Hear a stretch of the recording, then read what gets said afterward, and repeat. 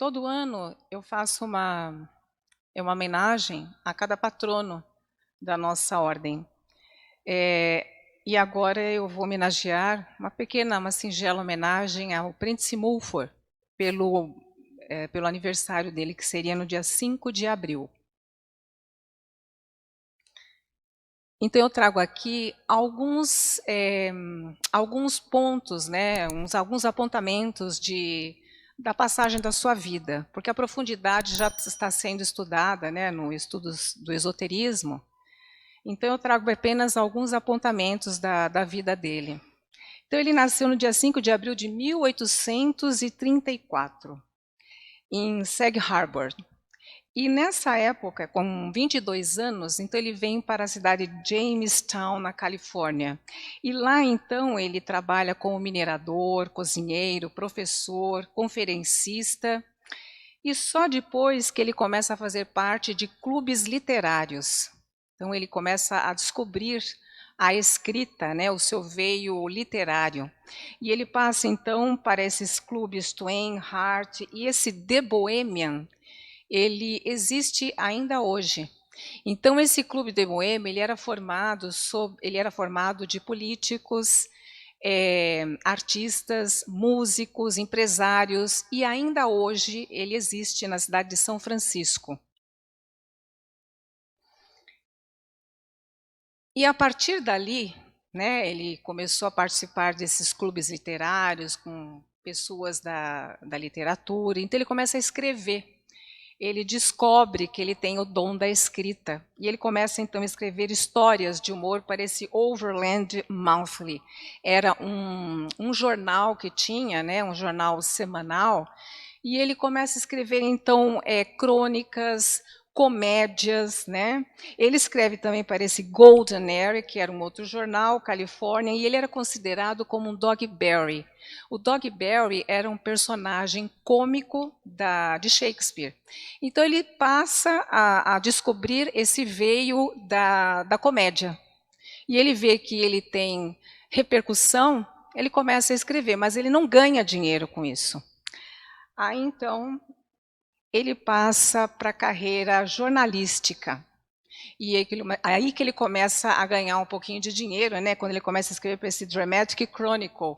Era um jornal de acidentes, era um jornal que escrevia sobre escândalos, né, como até hoje. Né? Então, quando você volta para esse lado do escândalo, dos acidentes, então foi aí que ele começou a ganhar um pouco de dinheiro.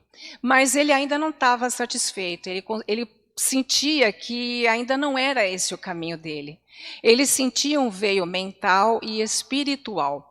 Ele tinha uma casa no campo e toda vez que ele ia para essa casa no campo, ele sentia a mudança, ele sentia que tinha mais alguma coisa que ele podia estar descobrindo, que ele podia estar escrevendo sobre aquilo. Ele começa então a descobrir os fenômenos mentais e espirituais. Toda vez que ele ia para essa casa no campo, ele começa então a se descobrir esse novo pensamento. Então ele começa então a perceber a força mental que ele tinha. A força mental que existia por meio desse momento de reclusão que ele fazia com ele mesmo, dentro, nos pântanos, né? Quando ele vai para esse pântano do Passaic, New Jersey, ele sente aquele contato com a natureza, ele começa a sentir, então, uma nova vibração, ele começa a sentir um novo momento, e é a partir dali que ele, então, ele começa a descobrir a questão da corrente mental, a corrente do pensamento. Ele começa a perceber que existe também uma força mental e que se ligaria ao espiritual, mas que na época ninguém dava muita importância para isso. E ele começa então ele vai se excluindo da cidade, ele não se sente mais bem naqueles clubes literários, que foi lá que ele começou a ganhar a projeção dele como escritor. Ele vai se afastando e vai cada vez mais se tornando um eremita, porque ele vai percebendo que é nesse momento, nesse contato com a natureza, que ele se descobre como ele descobre a força que ele tinha no pensamento, a força que o ser humano tem, essa força mental e que está ligado também ao lado espiritual da natureza. Ele passa a viver nessa casa do campo, ele não mais volta para a cidade, ele vai cada vez mais se afastando das pessoas e cada vez mais ele vai se sentindo melhor no campo, na natureza. E ele tinha um barco, né? E é nesse momento que ele sai, ele fazia as escritas dele, é nesse momento que ele começa a escrever a obra mais importante, né, que ele deixou, que é as nossas forças mentais, que ela se compõe em 4 volumes. E ele, no seu barco, então, ele terminou todos esses 4 volumes, e ele escreveu outras obras também, que eu trago aqui. Tudo isso ele começou a perceber com esse contato que ele tinha com a natureza. Foi ali, de fato, que ele se descobriu como uma pessoa que... Ele descobriu o poder que a pessoa tinha mental, o poder da força, da corrente mental relacionado ao espiritual. E foi depois que ele escreveu esses 4 volumes e outras obras também. Ele sempre fazia uma viagem, um passeiozinho de barco que ele tinha, e aí foi num desses passeios dele que ele tinha no barco que ele acabou falecendo com 57 anos. Né? E ele foi encontrado, né, desfalecido no barco, mas sem sinais de sofrimento nem nada, ele adormeceu e lá ele ficou. E aí ele foi, então, levado para Sag Harbor, que foi o local onde ele nasceu, e ele ficou por lá 30 anos, ficou enterrado 30 anos assim, como uma pessoa obscura, né, sem nenhuma referência. E depois de 30 anos é que ele foi levado para esse cemitério de Auckland, em Sag Harbor. E lá, então, eles construíram esta pedra, que eu não sei se dá para, acho que não dá para ler embaixo, está lá, Thoughts are Things. Isso significa a lei da atração. Né? Esse Thoughts are Things é um livro que ele escreve e que ele, então, ele explora essa questão da lei da atração.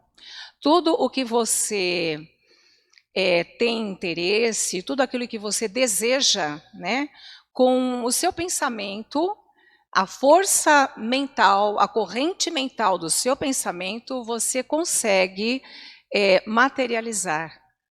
Então, esse livro foi um dos livros de maior destaque que ele teve, né? E ele também descobriu isso, né? Ele começou a fazer essa descoberta, por isso do novo pensamento, né? Essa nova projeção, essa nova era, onde você consegue projetar e materializar aquilo que o desejo que você tem, né? O desejo é algo muito forte que você tem, e a partir do momento que você tem vontade daquilo, mais vontade mesmo, você emana correntes mentais do seu cérebro. É mais ou menos isso que ele fala. Você emana correntes mentais do seu cérebro, e aquilo você pensando hoje, depois e depois, aquilo vai se materializando com o tempo. Então, quando você menos espera, o que você deseja, ele se materializa. Né? Mas você não pode colocar nenhum obstáculo, nem como vai acontecer, nem isso é impossível, isso é algo que não poderá acontecer. Isso tudo ele abomina. Né? Então, ele coloca o seguinte, o seu cérebro ele tem a capacidade de emanar correntes de força, correntes de atração. Então, tudo aquilo que você deseja, você vai atrair com o poder do seu pensamento, ou seja, com o seu desejo. Então, quando você deseja realmente alguma coisa, você pensa naquilo todos os dias, mas você não vai colocar como vai acontecer, nem quando, nem nada. Você só vai projetar o que você quer. E aí, então, você joga para o universo e aí você vai receber de acordo com o que você está emanando com a força mental que você projeta, aquilo então retorna para você.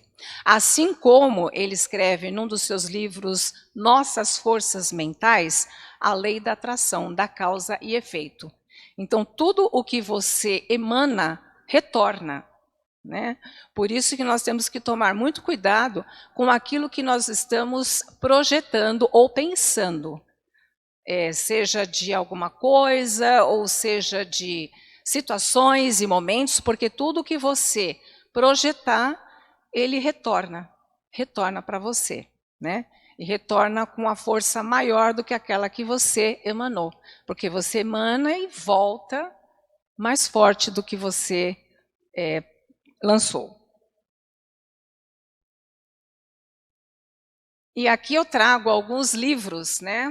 Ou seja, os mais importantes que ele publicou durante a sua existência, que é esse livro, Nossas Forças Mentais, que traz toda essa questão da força do pensamento, a força mental, o pensamento positivo, lançar um desejo e obter aquilo, o cuidado que nós temos que ter ao pensar algo negativo ou criticar algo ou alguém, né? A partir do momento que você faz uma crítica, aquilo retorna para você.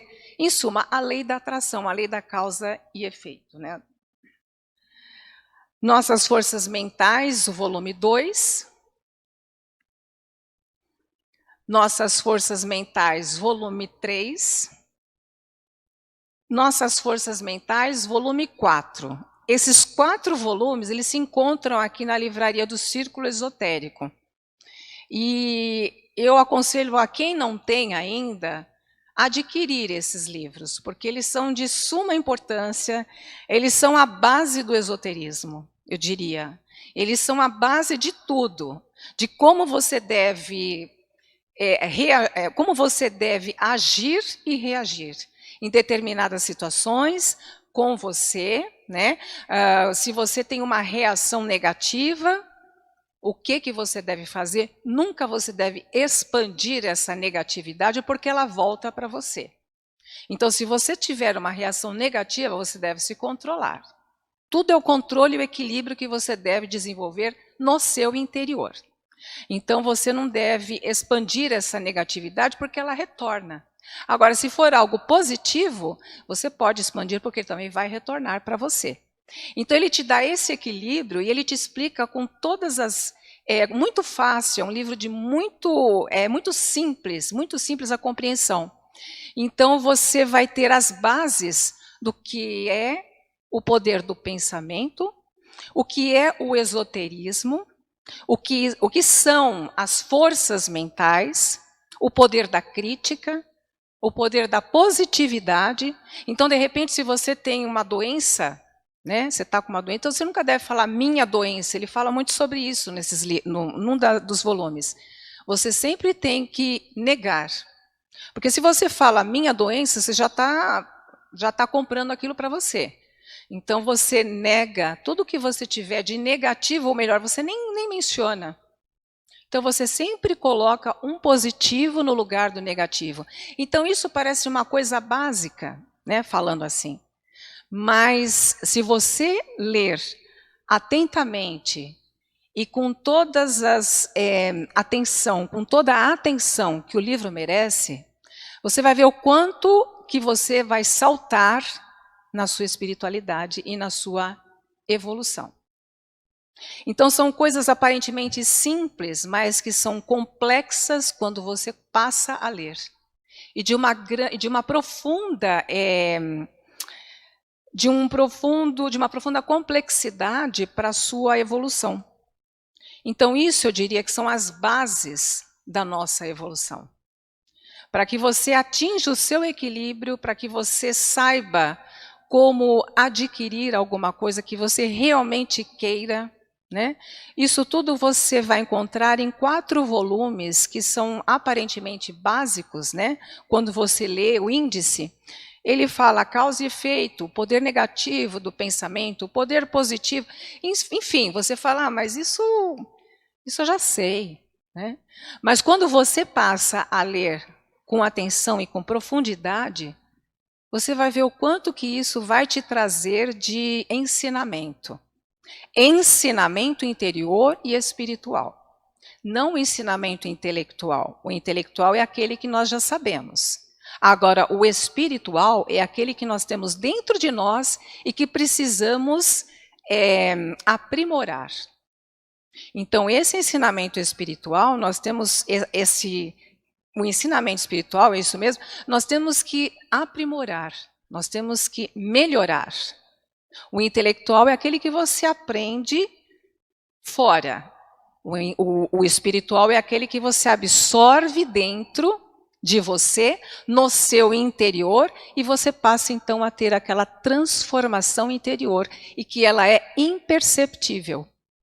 Ela não é visível. Você só vai perceber, visível que eu quero dizer, para você mesmo, né? Você só vai perceber quando você deparar com situações que antigamente para você eram insuportáveis de se conviver ou de se lidar, e você passa então a conviver e a lidar com aquilo de forma extremamente simples. Então, isso tudo vai vindo com o passar do tempo e conforme é o seu desejo de melhora e de aprimoramento interior. Então, a gente tem que querer. Querer é poder. Esse também é uma das frases esotéricas. Querer é poder. Então, a gente precisa querer melhorar, querer evoluir, querer ser um ser humano melhor. E a partir daí, então, você pode ler que você vai, esses livros eles vão te dar toda a receita para que você se transforme interiormente, para que você se torne melhor do que você é. Esse é um outro livro também, O Deus em Você, né? A gente tem o Deus crístico dentro de nós. É o Deus do nosso coração. É o Deus que está sempre em nós, é aquela centelha divina que todos nós temos dentro de nós. Então ele vai aprimorar, ele vai te explicar como você vai se contatar com esse Deus interior que existe dentro de você. Para que você faça um elo entre ele e você. Eu e o Pai somos um. Então essa é a proposta do livro. É você saber como você vai se contactar com esse Deus interior. O dom do Espírito, né? Nós temos uma missão aqui. Todos nós viemos aqui com uma proposta e nós temos que entender. Por isso que é importante você saber o que você faz aqui, qual é a sua proposta e para onde você vai, né? Para onde nós iremos, tudo depende do que nós fizermos aqui. Se a gente for consciente e seguir retamente a nossa missão, de acordo com o que nos foi dada, será uma sequência, né, daquilo que a gente está trilhando. Então, esse é um outro livro também muito interessante de se ler. O seu poder pessoal. Então, ele desperta a questão que todos nós temos um poder interno e que ele não está assim, ele não foi despertado, porque nós somos inconscientes sobre isso. Nós não sabemos o potencial que nós temos no nosso interior. Então, todos nós somos dotados de um grande potencial, mas a gente só é capaz de usar esse potencial em situações de muito ou perigo demais, ou grande necessidade, que você não tem para onde correr, aí você vai perceber o quanto que você conseguiu realizar tal fato e você imaginava que nunca seria possível. Então ele faz você despertar esse poder que você tem no seu interior. Todos nós somos dotados de um grande poder interior e nós temos que conhecer a nossa potencialidade e sabermos usá-la, mas com consciência. Porque tudo que nós fizermos retorna. Então nós temos que usar o nosso poder para coisas positivas, né, para ajudar o seu próximo, enfim, para tudo aquilo que for positivo, para que você tenha um retorno positivo na sua vida também. E esse The Prince Mulford Collection, ele faz eu até trouxe aqui, ele faz um compacto de tudo isso, né? De todos esses livros separados, ele faz um resumo de tudo isso, mas ele tem para vender, mas ele está todo em inglês. Quem souber o inglês é bom, porque ele já vem na sua origem, né, sem ser traduzido, porque muitas vezes o livro que é traduzido perde-se muito a sua originalidade. Então, ele vem com esse The New Thoughts Works, né, o novo pensamento. Esse Thoughts are Things, que é a lei da causa e efeito. The God in You, Deus em você, essa luz crística, a centelha divina que nós temos. Your forces and how to use them, as suas forças e como usá-las. Então, nós temos forças e como nós podemos usá-la. Mas, para atrair alguma coisa boa, um desejo bom, sempre pensando assim, você pode fazer qualquer coisa, bom e ruim, mas depois você vai ter as consequências, né?